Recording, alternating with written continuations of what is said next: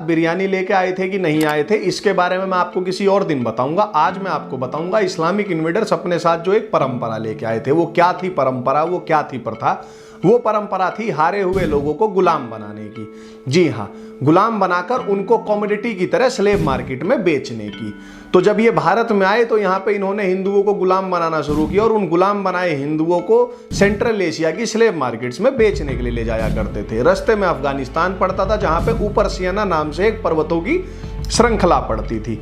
ये जो इन्वेडर्स थे ये हिंदुओं का इतना मिसट्रीटमेंट करते थे, इनके साथ इतना क्रूअल व्यवहार करते थे, इतनी अमानवीय उनको वेदनाएं देते थे कि अधिकतर हिंदू गुलाम उन पर्वत श्रृंखलाओं को पार करते करते ही मर जाया करते थे। हिंदुओं के मरने का सिलसिला इतना लंबा चला और हिंदू इतने ज्यादा मरे कि वो ऊपर सेना पर्वत का नाम ही हिंदू कुश पड़ गया, यानी कि हिंदू हत्यारा पड़ गया। जी हाँ, हिंदू कुश का अर्थ होता है हिंदू स्लॉटर या हिंदू किलर या हिंदू हत्यारा। अब ये जो बात है ये इब्न बतूता ने अपनी किताब में लिखी और कोई माई कलाल वामपंथी अपने किसी डिस्टोरियन अब्बा से चाहे तो पूछ ले, वो इस तथ्य को नहीं झुठला सकता। और इब्न बतूता ने भी ये जो बात है किसी पश्चाताप में नहीं लिखी थी, बल्कि आज भी आप देखें तो पाकिस्तान में बहुत सारे जो मुस्लिम हैं वो इस बात को बड़े गर्व से कैमरे पर एक्सेप्ट करते हुए, एडमिट करते हुए, बताते हुए मिल जाएंगे। इसी हिंदू कुश पर्वत के पास तैमूर ने एक ही रात में 1 लाख हिंदुओं को कटवा दिया था। और सोचिए 1 लाख हिंदुओं को एक ही रात में कटवाने वाले क्रूर कर्मा हत्यारे तैमूर के नाम पे इस देश में एक अभिनेत्री अपने बेटे का नाम रख देती है। और जब हिंदू वेदना से प्रश्न पूछते हैं तो उन्हीं बेचारे हिंदुओं को संघी, हिंदुत्ववादी, हेट मोंगर, नफरत फैलाने वाला न जाने क्या क्या कहकर रिडिक्यूल किया जाता है। यही नहीं, स्वतंत्र भारत के इतिहास के one of the most prominent eminent historian, मतलब जो सही मायने में जिनको एमिनेंट कह सकते हैं, प्रोफेसर के.एस. लाल अपनी किताब में लिखते हैं कि महमूद गजनी के आक्रमण 1000 AD से लेकर पानीपत के युद्ध से 1 वर्ष पूर्व यानी 1525 तक में भारत के अंदर जो हिंदू आबादी है वो 80 मिलियन घट गई। यानी इन 525 सालों में 8 करोड़ हिंदू मर गए, खत्म हो गए। अगर मैं आपको एवरेज बताऊं तो हर साल 1,52,381 के करीब हिंदू हर साल मरे हैं और यह सिलसिला 525 सालों तक चला है। अगर मैं इसे और सिंप्लीफाइड करूं ना तो पर डे 417 हिंदू मरे हैं। और कितने दिनों तक? तो 1,91,625 दिन तक 417 हिंदू पर डे मरे हैं। आप कल्पना कर सकते हैं। और इसके बाद मुगलों के टाइम पे भी लगभग 20 मिलियन यानी 2 करोड़ हिंदू मरे हैं। टोटल हो जाता है 10 करोड़ हिंदू। तो इन मतलब जो इन्वेडर्स थे, इस्लामिक इन्वेडर्स, इन्हीं के कालखंड में समाप्त हो गए।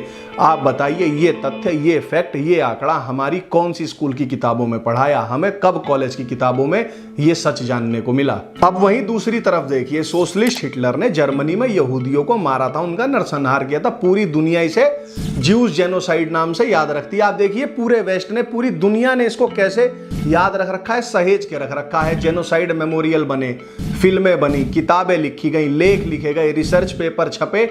इनफैक्ट इस जेनोसाइड को नकारना ही क्रिमिनल ऑफेंस हो गया। और वहां की जो फिल्में बनी उसमें हिटलर को बड़ा प्रेमी, परिस्थितियों द्वारा मजबूर, ऐसा गुड नहीं दिखाया जाता। ना ही आपको वहां पे कोई ऐसा भी मिलेगा जो हिटलर की ऐसा मिलिट्री स्ट्रेटेजिस्ट बड़ी बड़ाई करता हुआ मिले। परंतु भारत में आप किसी भी इन्वेडर का नाम तो बोलिए साहब, मैं आपको दिल्ली में ही उसके नाम पे सड़क दिखा दूंगा। और इसी देश में उनके मकबरों को हमने राष्ट्रीय धरोहर बना के रख रखा है।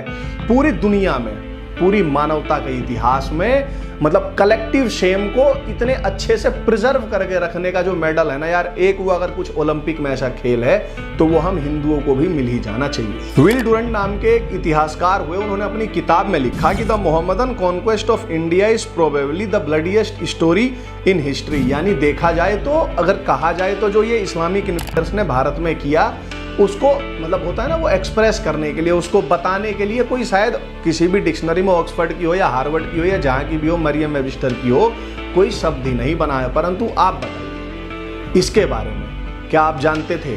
क्या हमें हमारी किताबों में पढ़ाया जाता था? अगर हम इस ब्रूटैलिटी का सिर्फ चर्चा कर देना, इसका जिक्र कर दें, तो देखिए हमको जितने एडजेक्टिव्स चलते हैं ना वो सब दे दिए जाएंगे। इनफैक्ट हम ही को नाजी हिटलरवादी भी कह दिया जाएगा। आपको पता है दिल्ली में हिंदुओं का सबसे पुराना और बड़ा मंदिर कौन सा है? जी वो है बिरला मंदिर। अब आप सोचेंगे यार बिरला मंदिर तो 1936 में बना था, ये इतना पुराना मंदिर कैसे हो गया, इससे पुराने मंदिर क्यों नहीं है? मैं खुद भी सोचा करता था कि जैसे जो साउथ इंडिया के मंदिर हैं इतने भव्य, इतने विशालकाय, इतने मैग्निफिसेंट, मतलब डिविनिटी जो भी कह लीजिए, उनको देख के ही एक अलग फील आता है, एक प्राइड फील होता है, गर्व होता है कि हाँ हमारे पुरखे भी कुछ थे। वैसे मंदिर हमको नॉर्थ इंडिया में, स्पेशली दिल्ली और इसके आसपास के एरिया में क्यों नहीं देखने को मिलते हैं, जबकि यहाँ पे भी हिंदू रहते थे।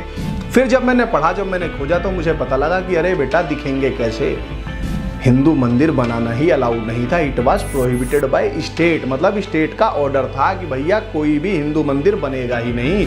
और जो बने हुए हिंदू मंदिर थे उनको डिस्ट्रॉय कर दिया गया था। किसने डिस्ट्रॉय कर दिया था? वही जिनके बारे में कहा